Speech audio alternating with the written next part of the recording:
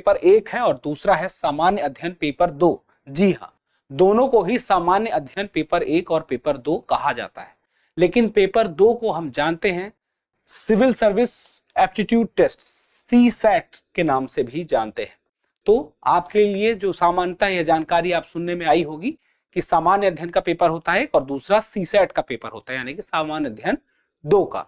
अंतर दोनों में यह है कि एक पेपर ऐसा होता है जिससे कि आपके कट ऑफ का निर्धारण होता है, यानी कि पेपर 1, और जो दूसरा पेपर होता है उसमें आपको पासिंग मार्क्स लाने जरूरी है, यानी कि 33% अंक लाने जरूरी हैं। इसके बारे में आगे विस्तार से जानेंगे, लेकिन अभी देखते हैं कि प्रश्नों की संख्या और अंक कितने होते हैं।